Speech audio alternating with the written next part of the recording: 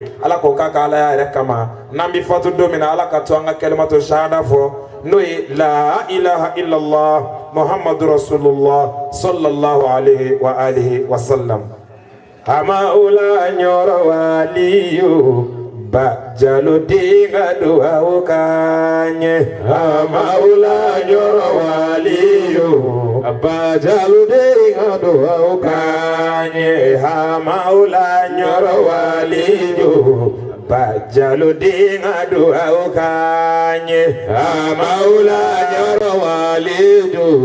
ba jalo diga duwa ukanye maula nandara korona shakana malaika dua ukanye maula nandara kilibi shakana malaika dua ukanye maula nandara kenya kashakana malaika dua ukanye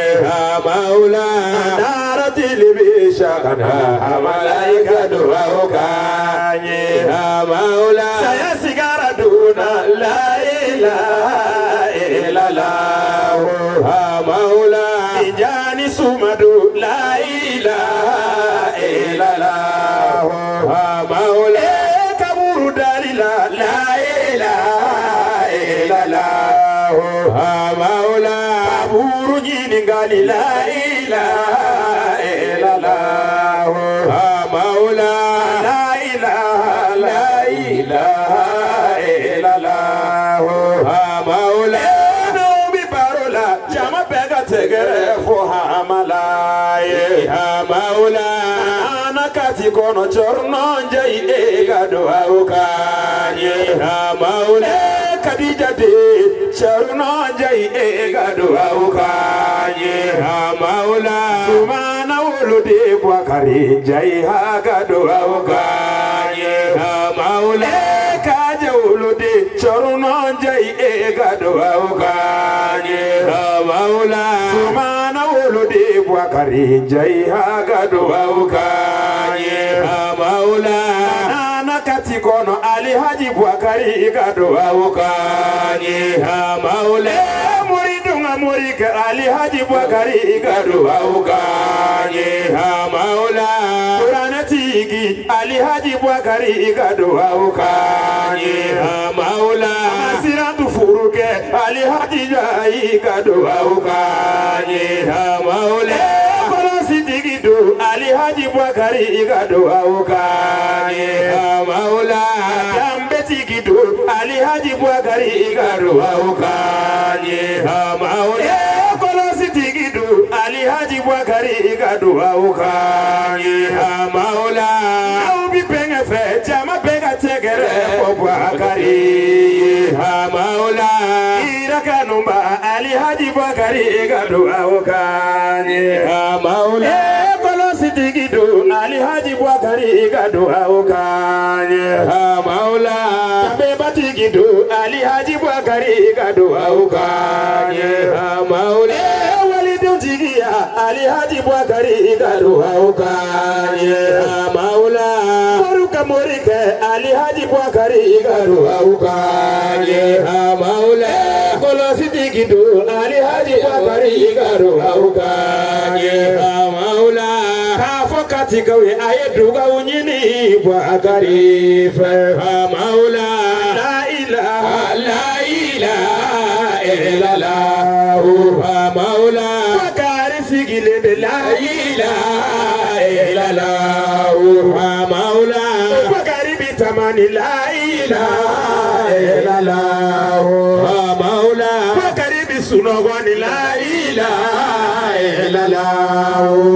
maula bakari bitagamani la ilaha illallah maula bakari biwurudi la ilaha illallah maula la ilaha illallah maula nasi sebegadi la ilaha illallah maula la ilaha illallah maula allahumma salli ala sayyidina muhammad el-fatih قبلك والكاتم ما سبق ناصر الحق بالحق والهادي إلى صراطك المستقيم وعلى آله حق قدره ومقداره عظيم لا إله إلا الله سيدنا محمد رسول الله علي عجيب وغير جاي أدعي تقودني على كرك مولده أدعي تسيدني على كرك مولده أدعي وصلني على كرك مولده أدعي تسيكوسي مولد كوينا قوللا علي عجيب وغير جاي علي عجيب وغير جاي علي عجيب وغير جاي أما كديجا ديرو نده كوما كديجا توتي فواري ديولو كديجا توتي فواري ديولو كديجا تو يبافو كي ولو باباريكادا باري بانيما دبي دينيما باغي بابا سبحان دي تورو فيري بيولو سبحان دي تورو فيري بيولو سبحان دي تورو فيري بيولو سبحان دي تورو فيري بيولو اقوانا كاكاي اوتما ودويرا haji Bakari Njai ewala ikrai iya banyuma wala ka fanyuma wele banyuma de bi furu fanyuma fara de bi denyuma bage alhaji Bakari Njai kara fanyuma ni banyuma wele dambe latifabe barikatigi wala ka kɛ barikatigi ye ibara dambetigi wala ka kɛ dambetigi ye hɔrɔmatigi wala ka kɛ hɔrɔmatigi ye ka bɔ yɛrɛwolo la ka kɛ yɛrɛwolo ye a ye tɛgɛrɛ fɔ yɛrɛwolo den ye Alhaji Bakari Njai sigira sɔlato kan i ko anw ma don dɔ masa Abdul Kadiri Jilani wele Allahumma salli ko ne Abdul Kadiri Jilani wele Kilani Rabani fulu fara laini baduru badaraini ya sultan nuri arifina ya Abdul Kadiri Jilani mina iye ni fo anw ɲana masa Amadu Tijani wele Amadu Tijani nana ni sɔlato min ye Allahumma salli ala sayyidina Muhammadu adada ma fi ilmi llahi salatan daimatan bidawami mulki llahi ni fo ye domi banga sa amada maula wele amala sigile no salatu minga ko Allahumma salli ala sayyidina Muhammadu fatini ma ubulika walikati mimma sabaka nasiril haqi bil haqi wal hadi ila siratikal mustaqim wa ala alihi aka kariri wa miqdari azim amin ati maga hake dun ngani bi baraki mo nyogom bulu ato auka bempirila sino abe labanga fendi ma bi jomina wala ma be fendi ma minga chai ka bara hake ni matakani junumu ye bitaki ga hake to abulu ina be bela me ma tatito ala mi ve ni titana tai tatito abulu na ma fen fariga mo titala ni e mauludu bare ma baro ala du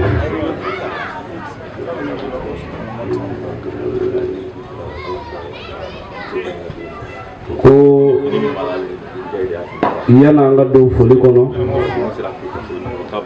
Sebelingoro nasirabe ya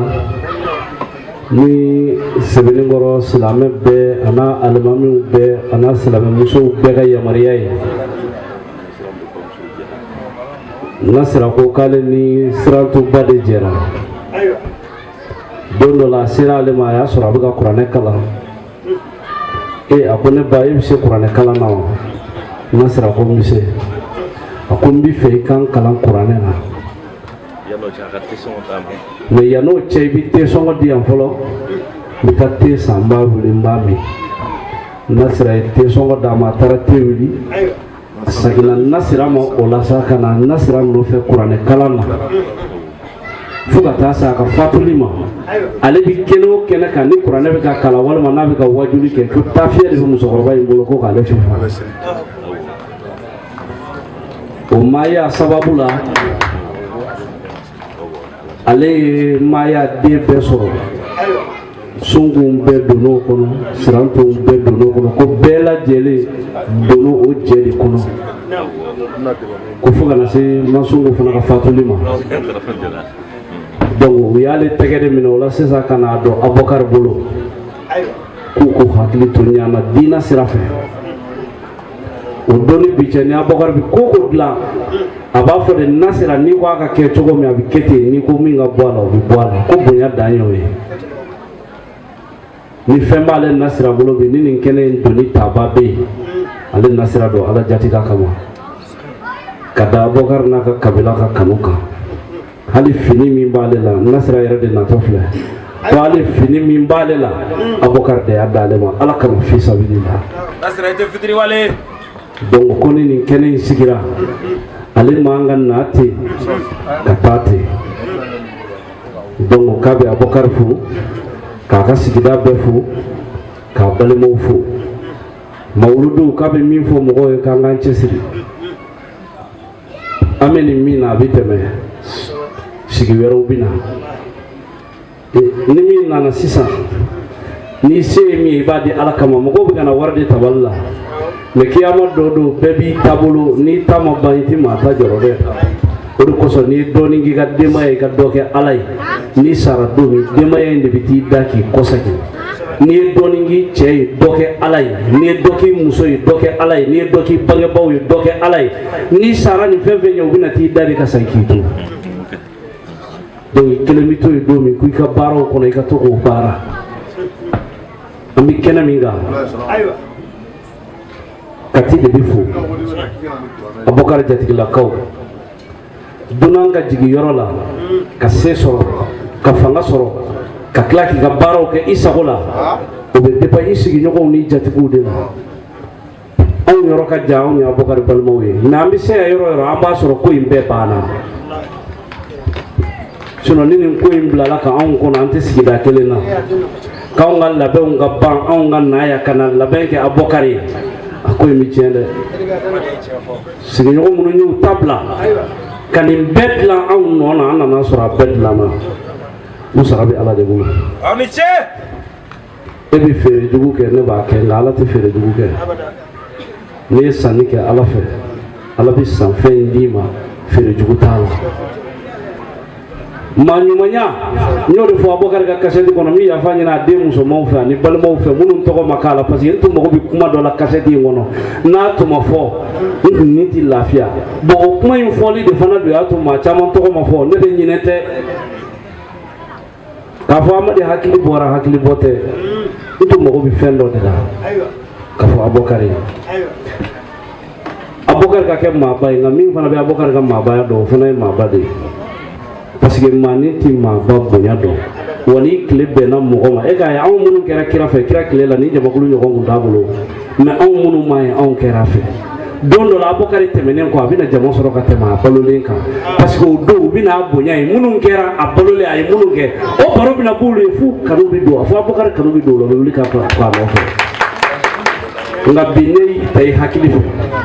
e bina fo de kone ya yikulu abangena awnyana e awna ku mitama bita on be Abubakar kon donza tuma dume murido e buno de bli kuna manyu manya e minute di sukuni dujece ala baba ngaka jona jomi ngada e kalante kira sita du ko ka ki kira e ki kala nendo muru be neti kuma ko fifi on neti ko fi kuma fo nebi kuma mi fo dalilu be ne bula bela kira te mi ngara kira ki kala mi be manyu manya bi fem fla de ko moru ka lamene ngalo mbala ni ame ko waliyu fefla afolo ala ko minga ke yi chesere ki sego ko bela ala ko minga to yo beto odi waliyu me pour que ka ke manyuma ni ala ka manyuma mau ba fo ko min tikenna ni ngera na ni mo ko fa mi mo ko jogi o shiye keme fula ni bi wulu la mana ke ala ka jomina ikiya bedi ala maki ya farabe ma no ti duskuna ala ba fo kay ni sebe akam faraka dam fe ma sebe ko ay to mi nga ayo ko akala ni kurai makala no mbe dondo la kafir bi tema ya Abubakar ni ala kala Muhammad Mustafa sigle kisin ne mo bay ay Abubakar ne ni kira ni me Abubakar ya me ma Abubakar ni do ala kira somi soro ko ala ko meleke ba keme ka jigi sisa ka chen ni Abubakar ka ni juru sarai ka chen danga Abubakar ka chen ni danga ko meleke ba keme fla ka jigi sisa o kele kira yin do Abubakar la kira yela la Abubakar ya kila ko alin ni na ko ya to ala kira yela la o kira bi buri arbato na Abubakar ya tasara ala ko meleko ma kaya to e ka yere anyana wa yere ko ni ko mi feka do a place de la kira yinya do Abubakar la kira Abubakar ya soro kira diminendo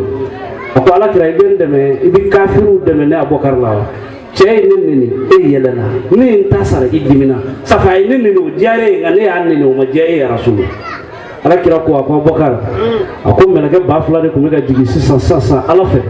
kan e kan ni juru sara ki kan dana in juru sara cela meleke ulla pe met mo bina jigi e tasara ala ko meleke ko se mala ki yere ya nyena wu yere ya Abubakar ko ala kira ni ngo ba do chuko do ngun tasara o ni kire ko ke kumbala o de ato an tay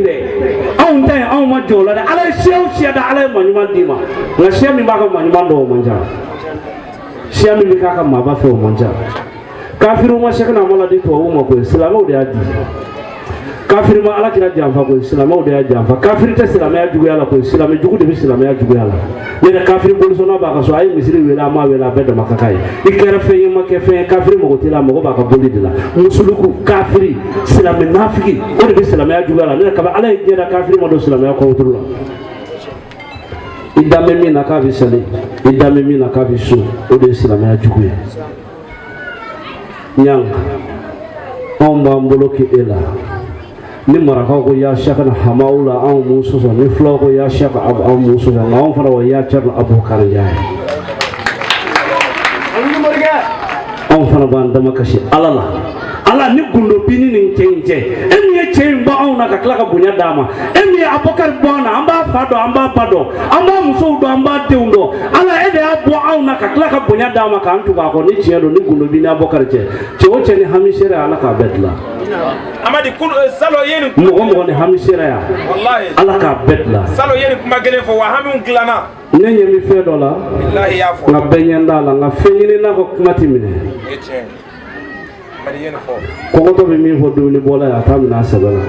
fenyini na be mi fo fendigi ya tamina sabala bana to mi fo bana to furatigi ya tamina sabala parce que duni ko tigi akla duni tigi akla ko tigi mo ba ka ko furagal de la barmato mago ba ka furatigi do la kuna ni makala mago ba ka na fulo de la ko wallahi Abubakar ne ti tan shi ge ga ndi da fa ifami do ikara kala ko hakera munu be nu ka tilini nu lala ma una amina ka to la se mo so aka kala mo ma so o no wan dan ko werete anga kala nga chenye o ma amela yini min no o be soro no ko sababu de me ka amina te ka kala ka sore ere mana fi dalla lama ka sore tano amu yini mo fede ni mo min ba do ko gira kana anga de ka kala no fe wa kala ne fena ka alla ka bulla ko ta be o kote ka kala nga chenye iba no ha ke bine ka kala o hakera ni kunu ga tini ni nu tala o bi ta to bina ka te o te le wiye de o ma mi le wi ka kala nga che duya ma kala nga dafa o de le wi ala ka fa mo ma dama qur'ana yara be ala ka ke jaw ko dani torote ka ke kile ka hero ta lani ambala ma ke ayra ya de ko ngane mo yara bala kana ngane nyaw ala ka nu sabati abe mi na ala be hera ala ko no anai abisara toro me yara be ala kana kishoma anga jamana ni mo yara ba ala kanu kishala kanu tanga de ni mu bolo ni jamana nga nyeta yara ba ala ko no anu e o pa o besra toro me yara ba ala kanu jamana do be kishoma ala ko gala gara ko yoko so ka hormo ko so sallallahu ala muhammad amina adam inshallah abu be sirka bolo bismillah aywa almami afocho no kile do munu siglo do qur'ana tawbulu ay astaghfirullah ka fuatan kila aw kana sigiti astaghfirullah fuatan kila a'udzu billahi minash shaitanir rajim bismillahir rahmanir rahim alhamdulillahi rabbil alamin arrahmanir rahim maliki yawmiddin iyyaka na'budu wa iyyaka nasta'in ihdinas siratal mustaqim siratal ladzina an'amta 'alaihim ghairil maghdubi 'alaihim waladdallin bismillahir rahmanir rahim alif lam mim zalikal kitabu la rayba fihi هدى للمتقين الذين يؤمنون بالغيب ويقيمون الصلاة ومما رزقناهم ينفقون والذين يؤمنون بما أنزل إليك وما أنزل منك وبالآخرة هم يوقنون أولئك على هدى من ربهم وأولئك هم المفلحون اللهم اجعلنا من المفلحين.